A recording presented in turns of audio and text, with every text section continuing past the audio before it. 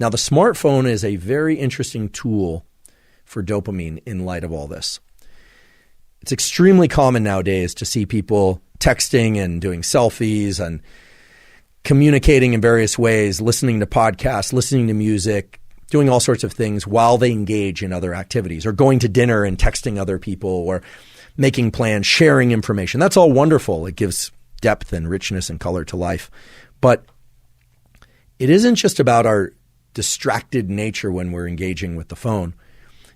It's also a way of layering in dopamine.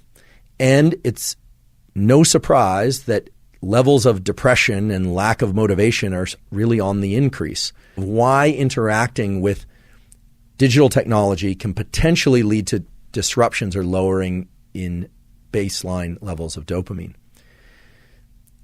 I can use a personal example for this. I happen to really enjoy working out. I've always really enjoyed it. But in recent years, I noticed that if I was bringing my phone to my workouts, then not only was I a little bit more distracted and not focusing on what I was doing as much as I could have or should have, but also I started to lose interest in what I was doing. It wasn't as pleasurable. I would feel like it just didn't have the same kind of oomph, and I was beginning to question my motivation.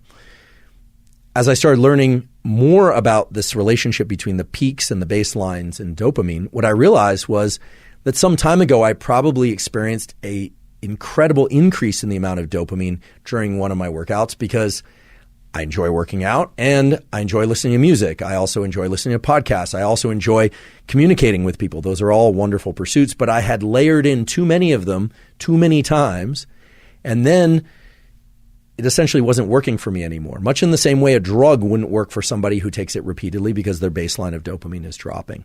So at least for this calendar year, I've made a rule for myself, which is I don't allow my phone into my workouts at all. No music, at least not from the phone. It can be in the room.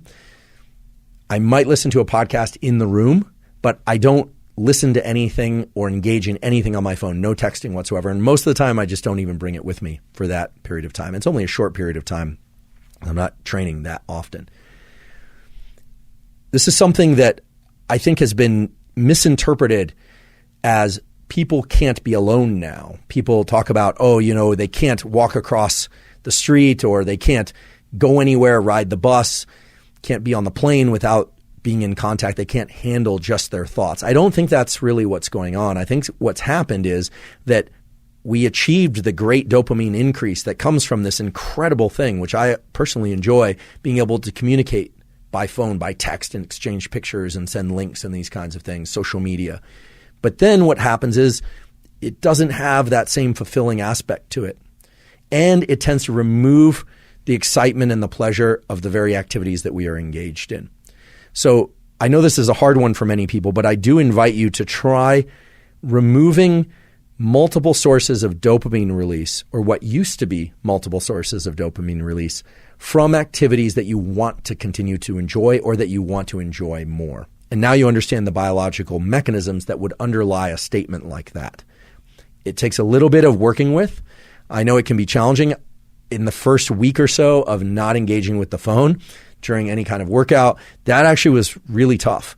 But now I'm back to a place where I enjoy it that much more. I also feel as if I conquered something in terms of the circuitry related to dopamine.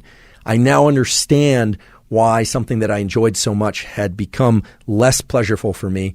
And there's a deep, deep satisfaction that comes from understanding, okay, there wasn't anything wrong with me or what I was doing or anything at all. It was just there was something wrong with the approach I was taking, which was layering in all these sources of dopamine and dropping my baseline.